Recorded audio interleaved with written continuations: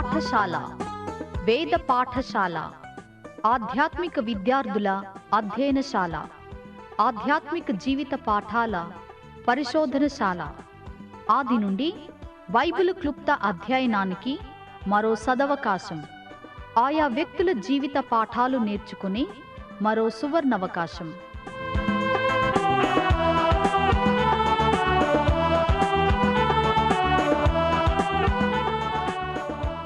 వినండి వేద పాఠశాల నూతన వర్తమానాలు.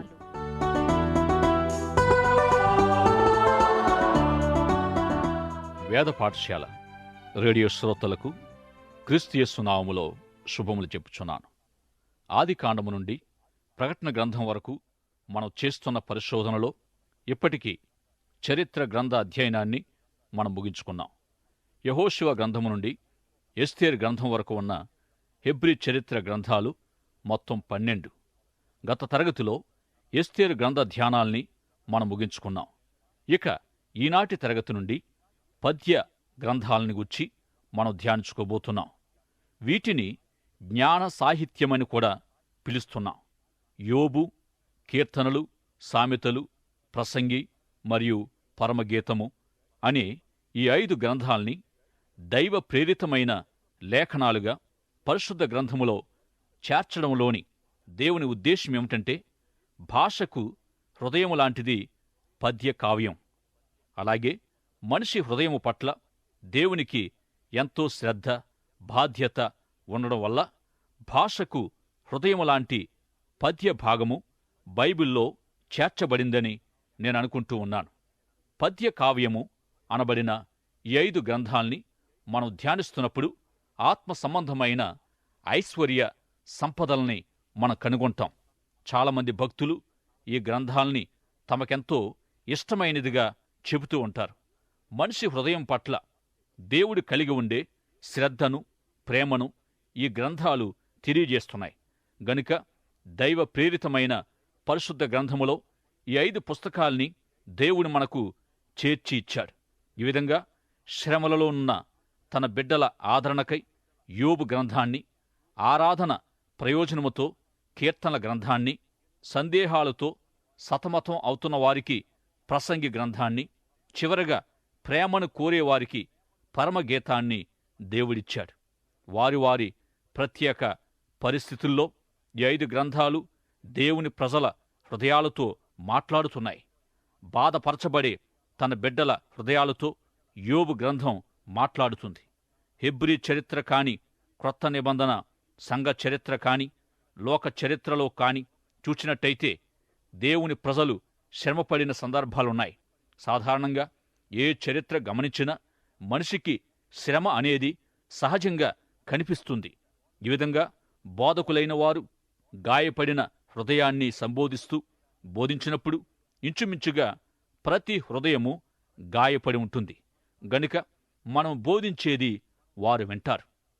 ఈ విధంగా తమ జీవితాలు యేసుక్రీస్తు ప్రభువుకు సమర్పించుకొని శ్రమపడిన వారెందరో ఈ లోకములో ఉన్నారు. దేశదేశాల్లో, యావత్ ప్రపంచమంతటిలో శ్రమపడ్డ వారిని మనము చూడగలం, కనుగొంటాం. ఈ విధంగా శ్రమపడిన హృదయాలకు యోబు గ్రంథం ఎంతో ఆసక్తికరమైనది. ఇక కీర్తనల గ్రంథం పాత నిబంధన కాలములోని విశ్వాసులకు కీర్తన పుస్తకం లాంటిది. శృతి లయలు, సంగీత పరిజ్ఞానము మనకు పెద్దగా లేకపోయినా ఈ గ్రంథములో నుండి రోజుకొక కీర్తన చదువుకుంటే దేవునికి చెందగల అద్భుతమైన ఆరాధన క్రమాన్ని మనం నేర్చుకుంటాం. పరిశుద్ధ గ్రంథములో కీర్తనల గ్రంథం ఎంతో రమ్యమైనదని నేనంటున్నాను. ఈ గ్రంథము దేవుని ఆరాధించే హృదయాలకు గొప్ప సందేశం.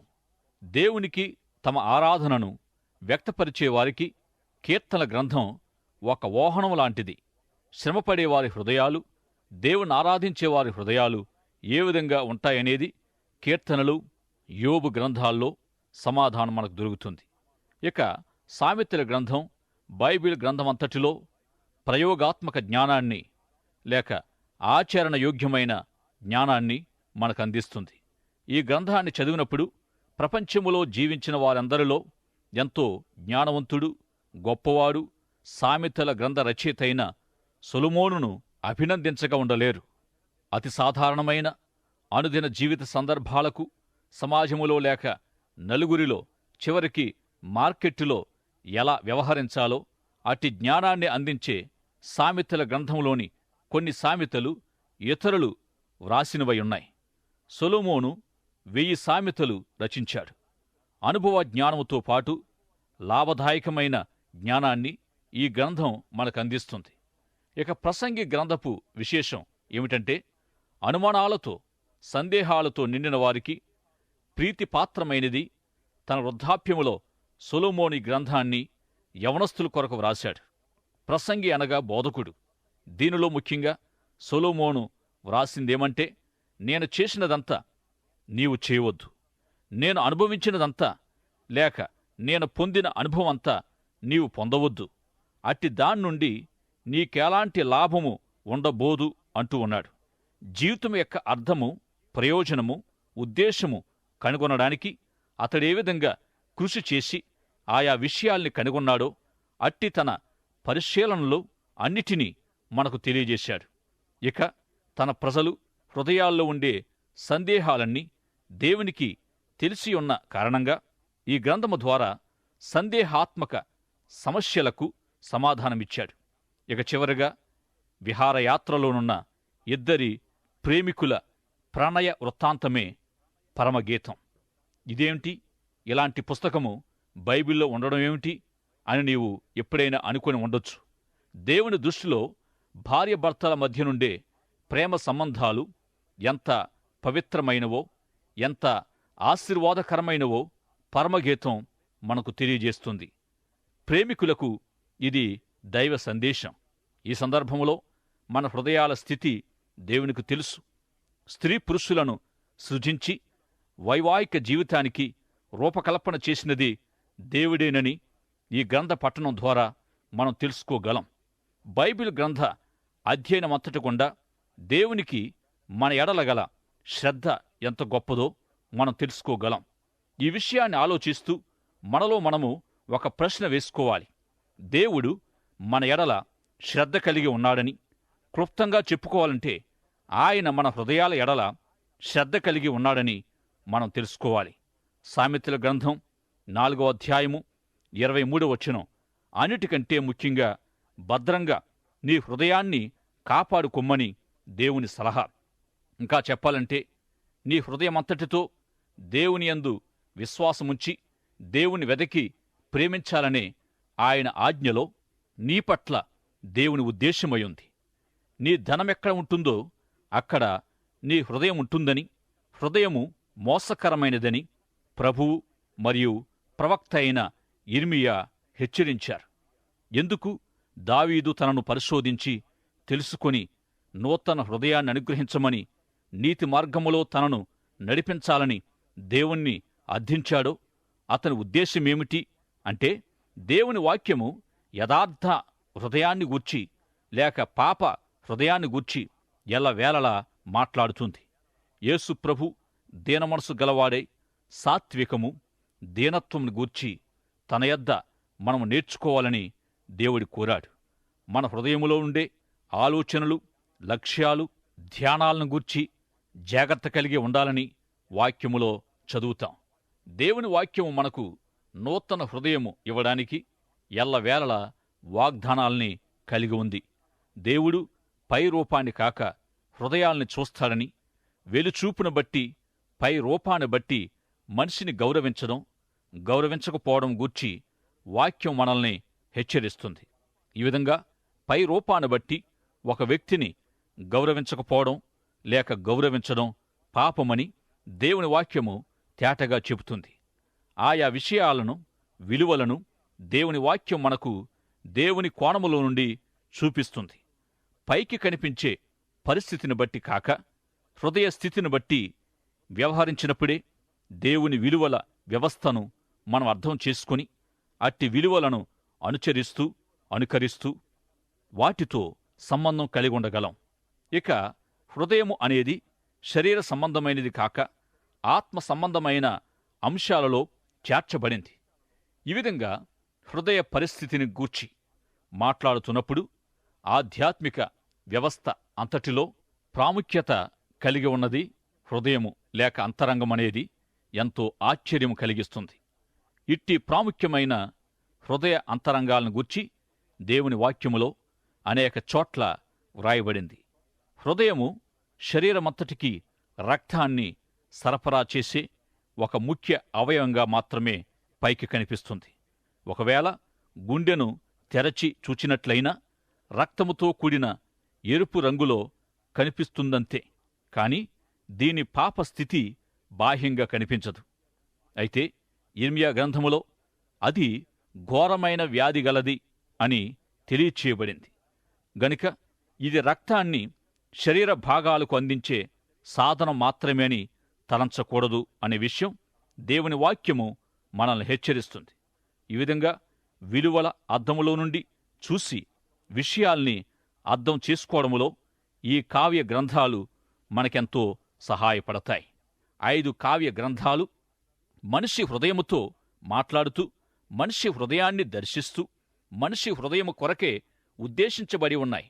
మనిషి హృదయాన్ని దేవుడు దర్శించినప్పుడు ఆ హృదయానికి అవసరమైన వాటిని గూర్చి వారితో మాట్లాడతాడు.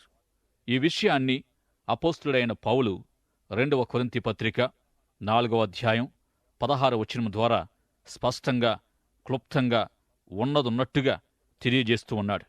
ఈ వచనం విశ్వాసికెంతో ఆదరణ ఇస్తుంది. ప్రాణాంతకమైన క్యాన్సరుతో బాధపడుతున్న విశ్వాసికి ఈ వాక్య భాగము ఎంతో ఆదరణ ఇస్తుంది. మా బాహ్య పురుషుడు కృషించుచున్నాను, మా ఆంతర్య పురుషుడు దినదినము నూతనపరచబడుచున్నాడు. ఇది గొప్ప సత్యం. ఈ వాక్య భాగములో మనకు పైకి కంటికి కనిపిస్తూ ఒకటి, అంతరంగంగా మరొకటి, 2 వ్యక్తుల్ని లేక 2 వ్యక్తిత్వాలు మనం చూస్తాం. బాహ్య పురుషుడని పిలువబడేది శరీర సంబంధమైన వ్యవస్థ అయి కంటికి కనిపిస్తూ ఉంటుంది. ఈ శరీరము ప్రస్తుతం జీవిస్తూ కదలుతూ ఉండి తరువాత ఒకానొక దినాన్న ఎప్పుడో ఒకప్పుడు ఒక గుడారం వలె మరిచివేయబడుతుంది. ప్రస్తుతం మనమంతా దేహమనే ఈ గుడారములోనే నివసిస్తున్నాం. గుడారము అనబడే ఈ మన దేహం మరిచివేయబడినప్పుడు లేక తీసివేయబడినప్పుడు పరలోక కోణములోనికి ప్రవేశిస్తాం. ఈ శరీరము లేక బాహ్య పురుషుడు నశించినప్పుడు నిత్యత్వ కోణములోనికి ప్రవేశించి జీవించేది ఆంతర్య పురుషుడు లేక ఆత్మ. ఆంతర్య పురుషుడనేది ఆత్మీయ జీవితానికి సంబంధించినదై ఉంటుంది. ఆంతర్య పురుషుని జీవితము కంటికి కనిపించనది, ఇహలోక సంబంధము కానిది, పారలౌకికమైనది, మానవ మేధస్సుకు అవగాహనకు స్పర్శకు అందనిది. ఇట్టి ఆంతర్య పురుషుడు లేక ఆత్మీయ జీవితము శరీర జీవితము కంటే ప్రాముఖ్యమైనది. శరీరముతోటి జీవితము 70 సంవత్సరాలు కావచ్చు, అధిక బలముంటే 80 సంవత్సరాలు అయినప్పటికీ అశాశ్వతమే. అయితే ఆత్మీయ జీవితము శాశ్వతమైనదై దేవుని దృష్టిలో శారీరక జీవితం కంటే ఎంతో ప్రాముఖ్యతను కలిగి ఉంది. ఇక ఆంతర్య పురుషుని అభివృద్ధి నిమిత్తమై దేవుడు కొన్ని సమయాల్లో బాహ్య పురుషునికి అలసటను కన్నీటిని అనుమతించవచ్చు. ఈ విధంగా బాహ్య పురుషుడు కృషించిన ఆంతర్య పురుషుడు నూతన పరచబడి శాశ్వత స్థాయిలో నిత్యత్వానికి సిద్ధపరచబడతాడు. ఈ ఆంతర్య పురుషుని ప్రత్యేకత ఏమిటంటే దేవుడు తన స్వరూపములో తన పోలికగా నరులను సృజించెనని లేఖనాల్లో చదువుతాం. యోహాను సువార్త 4వ అధ్యాయములో ప్రభు సమరయ స్త్రీతో మాట్లాడుతూ దేవుడు ఆత్మయ్య ఉన్నాడని తెలియజేసి దేవుణ్ణి ఆరాధించేవారు ఆత్మసత్యాలతో ఆరాధించాలని యేసుప్రభువారు చెప్పారు. ఆత్మస్వరూపి అయిన దేవుణ్ణి ఆత్మసత్యాలతో దేవుని పోలికగానున్న ఆత్మ సంబంధిత అయిన మనిషి మాత్రమే ఆరాధించగలడు. ఈ విధంగా బాహ్య రూపాన్ని బట్టి మనిషి దేవుని స్వరూపము దేవుని పోలికగా చెప్పబడలేదు గాని ఆంతర్య పురుషుని బట్టియే చెప్పబడింది. ఈ సత్యాన్ని గ్రహించాలి. అలాగని దేవునికి ఒక స్వరూపము లేదా, చేతుల్లేవా అని గాదు. నేల నుండి ఇంత మట్టిని తీసి ఒక స్వరూపాన్ని చేసి దేవుడు తన జీవాయువును ఊదగా నరుడు జీవాత్మాయను. ఈ విధంగా మనిషి దేవుని జీవాన్ని కలిగి ఉన్నందున బాహ్య సంబంధమైన విషయాల కంటే ఆత్మ సంబంధమైన విషయాలకు ప్రాముఖ్యత ఇవ్వబడింది. మనిషి దేవుని జీవాన్ని పొందినందున నిత్యత్వానికి, శాశ్వత జీవానికి చెంది ఉన్నాడు.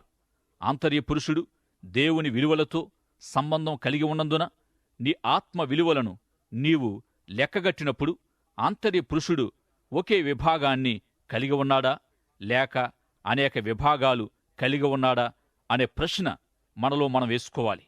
ఈ ప్రశ్నకు సమాధానంగా మనిషి మొత్తం 3 భాగాలని చెప్పబడుతుంది. 1 దేహం, 2 ప్రాణం, 3 ఆత్మ. భావోద్రేకాలు, మనస్సు, చిత్తం, ఆలోచనలు మొదలైనవి ప్రాణాత్మల విభాగానికి చెంది ఉంటాయి. ఇదే వ్యక్తిత్వమని కూడా పిలువబడుతుంది. ఇక వ్యక్తిత్వమనగా క్రమపరచబడిన అనేక సుగుణాలు ఒక వ్యక్తిలో సంపూర్ణముగా స్వచ్ఛంగా పనిచేయగల వ్యక్తిత్వాన్ని లేక వ్యవస్థను ఏర్పరచడములో ప్రముఖ పాత్రను వహిస్తాయి. వ్యక్తిత్వము అనే మాటకు ఈ వివరణ ఎంతో విలువైనది మరియు కష్టతరమైనదని కూడా నేననుకుంటాను. ఈ విధంగానే ప్రతి వ్యక్తిలో ఒక వ్యక్తిత్వమనేది ఏర్పడుతుంది. అయితే ఇట్టి వ్యక్తిత్వానికి అత్యవసరమైనది, ప్రాముఖ్యమైనది ఏది? లోకము దీనికి ఎట్టి అర్థాన్ని, నిర్వచనాన్ని కలిగి ఉంది.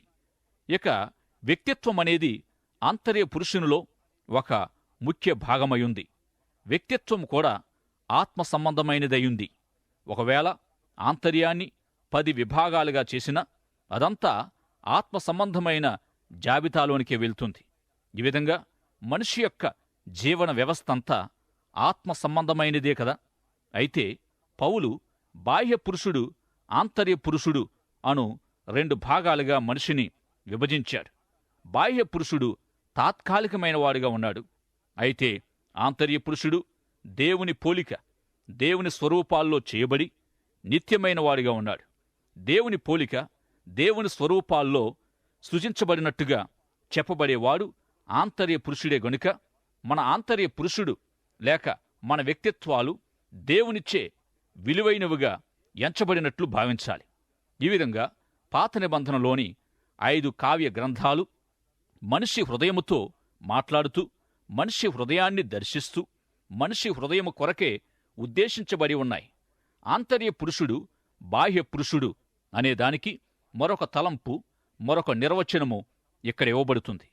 ఆంతర్య పురుషుడు వాస్తవమైనవాడు. ఇట్టి శాశ్వతమైన, వాస్తవమైన ఆంతర్య పురుషుని భరిస్తూ, మోస్తూ ఉండేది బాహ్య పురుషుడు. ఆంతర్య పురుషుని వ్యక్తపరుస్తున్నది బాహ్య పురుషుడు. ఉదాహరణగా హృదయములో నిండి ఉండు దానిని నోరు తెలియజేస్తుంది. హృదయము పైకి కనిపించక లోపల ఉంటుంది. అయితే ఆ లోపల ఉన్నదానిని నోరు బయటపెడుతుంది. అంటే హృదయానికి నోరు ప్రాతినిధ్యం వహించి భరిస్తూ, మోస్తూ ఉంది. ఇక ఆంతర్యములో ఏవేవి నిండి ఉంటాయో అవి బాహ్య ప్రవర్తనలో బయటికి వస్తాయి. మాటలు, క్రియలు లోపల ఉన్న దాన్ని బట్టియే ఉంటాయి. పైకి వ్యక్తపరచబడే మాటలు, జరిగే క్రియలు ద్వారా లోపల ఆంతర్యములో ఏ విధంగా ఉంటుందో తెలుసుకోగలం. ఇందుకే దావీదు, దేవా, నా అంతరంగములో స్థిరమైన మనసును నూతనముగా పుట్టించుమని దేవునికి ప్రార్థించాడు. ఈ విధంగా హృదయములో నూతన కార్యము జరిగినప్పుడే బాహ్య ప్రవర్తనలో దేవుణ్ణి సంతోషపరచగలం.